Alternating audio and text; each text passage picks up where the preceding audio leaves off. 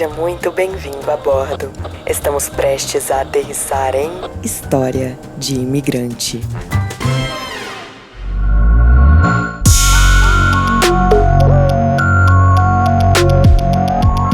Chega mais que hoje a gente entra no universo das boates, das baladas que duram 24 horas, das casas de strip e nas histórias mais íntimas da Cíntia. Cíntia veio para os Estados Unidos para fugir de um relacionamento abusivo e acabou se entregando ao provocativo mundo da prostituição, até ser vítima de tráfico humano. Segura, que lá vem história.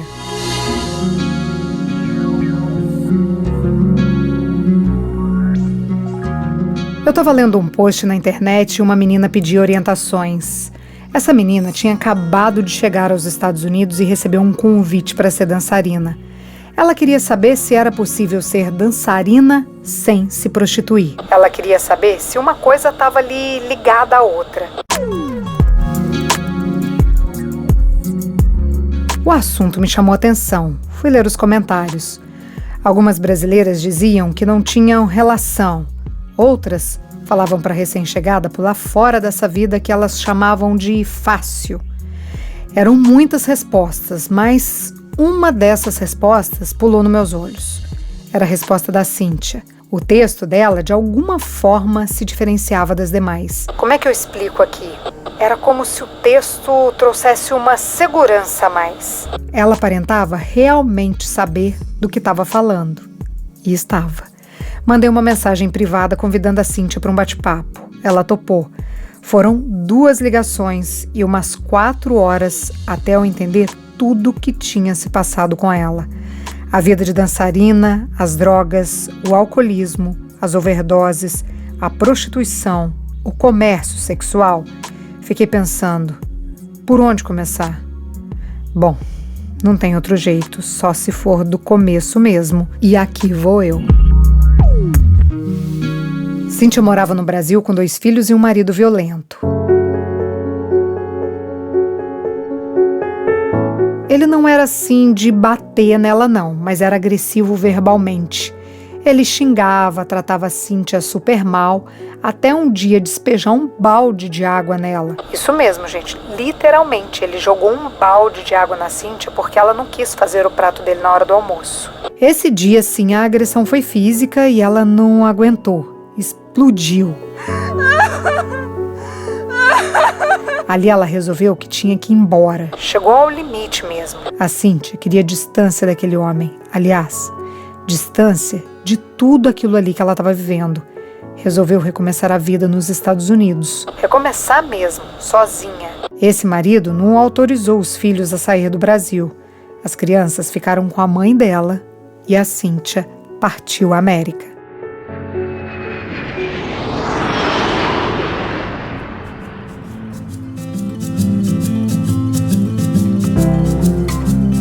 A Cíntia fez aquele trajeto meio que padrão, o caminho que muitas brasileiras fazem.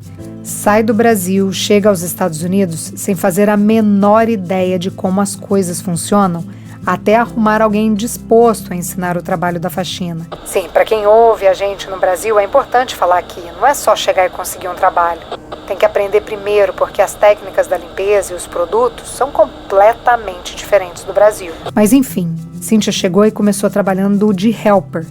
Tirava ali uns $80 por dia para fazer sei lá quantas casas. Acho que na época ela fazia umas 6. Isso era em 2009. Mas a gente nem precisa entrar muito nesse detalhe porque essa vida de helper durou muito pouco. A Cíntia arrumou uma amiga que dançava numa casa de strip. E essa menina logo de cara fez o convite. Não quer vir experimentar? Aí a Cíntia foi.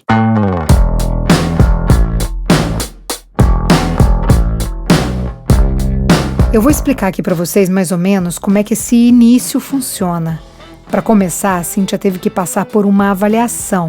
E era o dono ou o gerente da boate que fazia essa avaliação. Mas o que é isso? O que é essa avaliação? Além de ver se a menina é bonita, se tem o corpo bonito, essa pessoa vai lá e apalpa as partes do corpo da dançarina.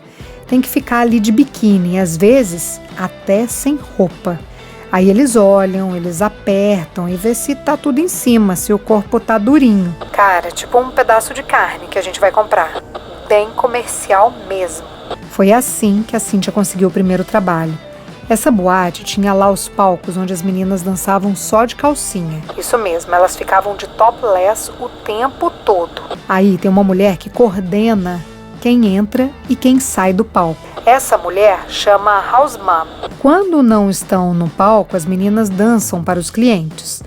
Antes de eu avançar aqui, eu vou explicar quem são essas meninas, as colegas da Cíntia. A Cíntia é loira, magra e branca. Tem um perfil bem parecido com as americanas.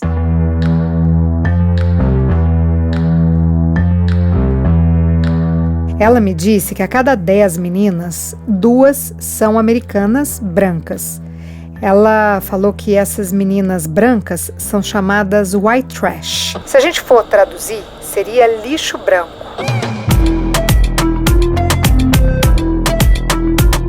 Mas por que esse nome? Porque essas meninas vêm de famílias bem pobres, muitas até disfuncionais. Eu vi um documentário uma vez que mostrava que boa parte das strippers aqui dos Estados Unidos tiveram relação sexual pela primeira vez quando ainda eram crianças. E o que isso quer dizer? Que as meninas foram violentadas ou por pais, por padrastos ou qualquer homem ali próximo à família. Bom, mas enfim, a cada 10, 2 são essas meninas brancas. As mulheres pretas também correspondem a 20% das strippers, mas a maioria mesmo são latinas, meninas que vieram da América Latina, inclusive do Brasil. Eu falo inclusive o Brasil porque eu já escutei brasileira falando que não é latina. E sim, nós somos latinas. Mas enfim, bora continuar aqui. A Cíntia chegou aos Estados Unidos em 2009 e depois de trabalhar alguns dias na faxina e ver que não dava para limpeza, ela topou ser stripper numa boate. O horário de trabalho era das 11 da manhã até as 7 da noite. Não tinha um salário ou qualquer outra remuneração fixa. Além de ganhar o dela, a Cíntia tinha que pagar a casa. O que isso quer dizer? Ela tinha que dar grana pro segurança, pro barman e até o DJ ficava com uma parte da grana que ela ganhava. Mas o que especificamente ela fazia? Você deve estar se perguntando, né? Calma, que eu vou contar todos os detalhes. Assim como as outras meninas, ela participava de uma espécie de rodízio.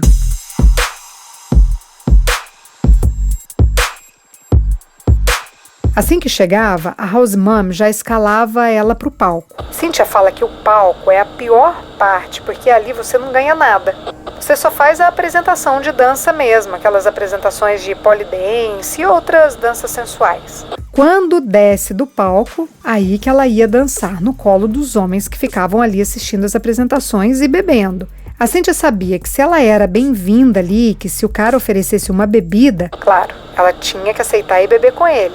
Não beber ali seria uma espécie de desfeita, e aí não conquista um cliente. Então, ali naquele jogo de conquista, o objetivo é levar o homem para o VIP Room. Esse quarto VIP é escuro, com um sofá contornando as paredes e com espelhos para todo lado, até no teto. Então, o objetivo da Cíntia ali era o quê? Convencer esses caras, esses clientes, a irem para esse quarto VIP. E como que convence? Bebendo uma bebidinha, conversa mais sensual, sentando ali, dançando meio próximo, sentando no colo. Ela ganhava $20 para sentar no colo do cara por 5 músicas. Quanto mais músicas, mais grana. Então ela sabia que quanto mais ela seduzia esse cliente, mais ela ia ficando nesse quarto privado e mais ele pagava para ela. Então era comum ali ela conseguir tirar uns $100 de cada cliente para fazer essa dança privada e mais íntima. Só que a Cíntia queria mais.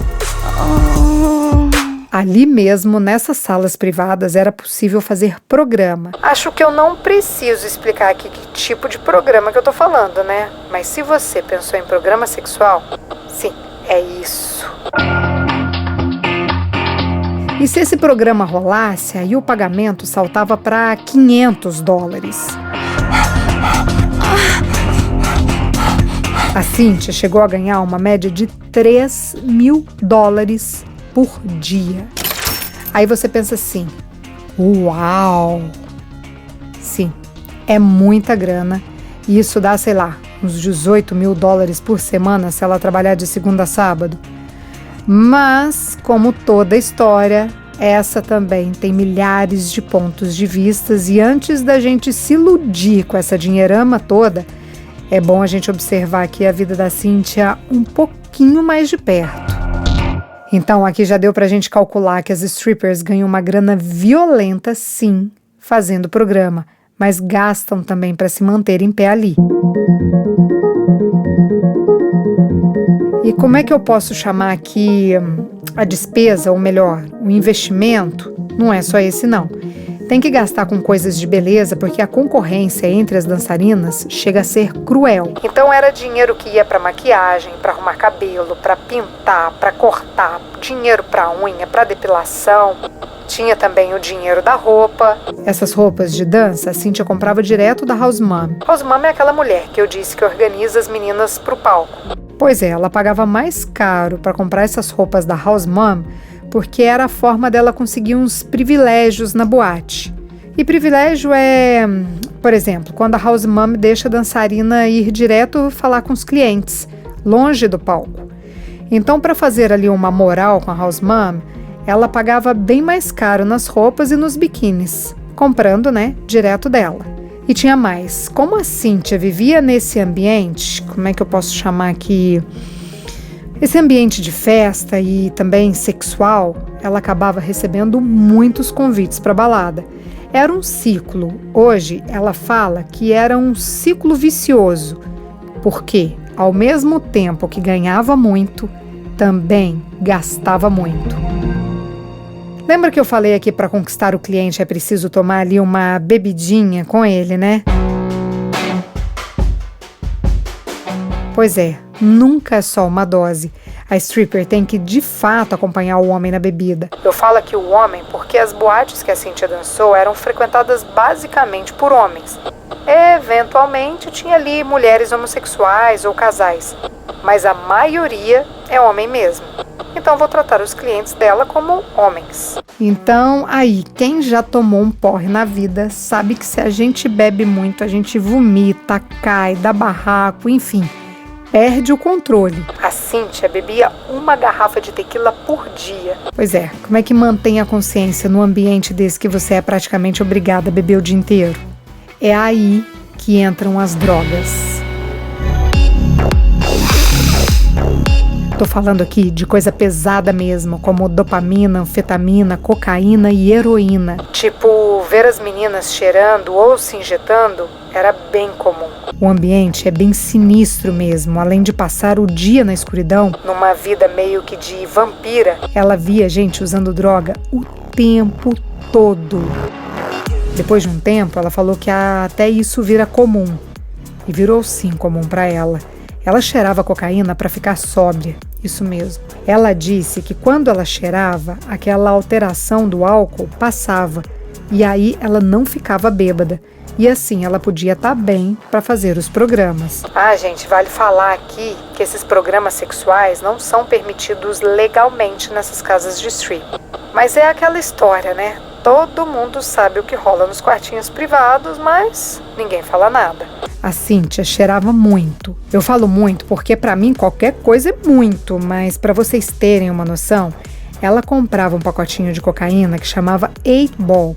E esse pacotinho tem esse nome porque ele tem o mesmo tamanho da bola número 8 de bilhar. Então um pacote desses dava para 2 dias. Além de deixar a Cíntia sóbria, a cocaína servia também para dar uma sensação de poder. E assim, fica mais fácil encarar aquele dia a dia.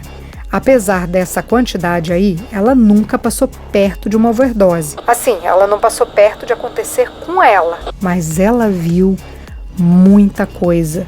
Os banheiros da boate não tinham portas. Quer dizer, tinha aquela porta de entrada, mas sabe aquelas pequenas que dividem os vasos sanitários?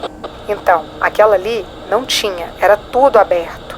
Era aberto para caso alguém passasse mal, para dar tempo de socorrer a pessoa ali. E uma vez a Cíntia viu uma das dançarinas estribuchando no chão com a agulha presa no braço. Não deu nem tempo de pedir ajuda.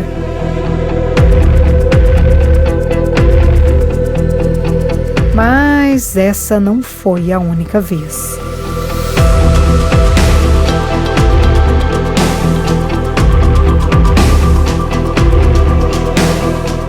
A Cíntia tinha uma amiga que chamava Desirê. Amiga sim, colega de dança, porque amizade mesmo não dá pra ter amigo num lugar desses não. Aí entre uma dança e outra era comum as meninas passarem no camarim.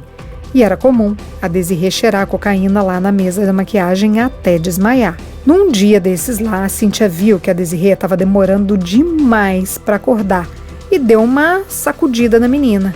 Ai, gente, a Desirê não acordou. Ela estava morta. A Cíntia falou que nem é só a quantidade de droga que mata. Tipo, tem que ver também se comeu bem, porque se vai usar alguma coisa com o estômago vazio, pode dar ruim. Como foi o caso da Desirê. Mas, o corpo ficou lá e retiraram no quieto. Não tem essa de fechar a balada, denúncia de polícia, não tem nada disso não. Bem na moita mesmo. Só tiraram o corpo. Fora esses períodos de baixa, acho que não adianta mentir aqui e idealizar nada, porque Cíntia curtia mesmo esse ambiente. Ela não achava que estava numa vida horrível, não. Na real, ela nem parava para pensar no tipo de vida que ela estava vivendo. Ela nem refletiu se era aquilo mesmo que ela queria quando ela resolveu deixar tudo no Brasil para mudar para os Estados Unidos. Ela só consegue ter essa visão hoje, mas isso porque ela deixou de ser stripper, porque ela parou de fazer programas. E sabe por que esse pensamento dela mudou? Porque ela foi parar numa rede de brasileiros que traficavam humanos.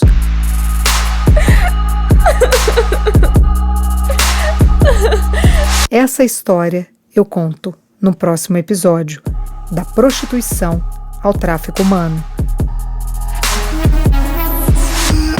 Esse é só o começo da história da Cíntia.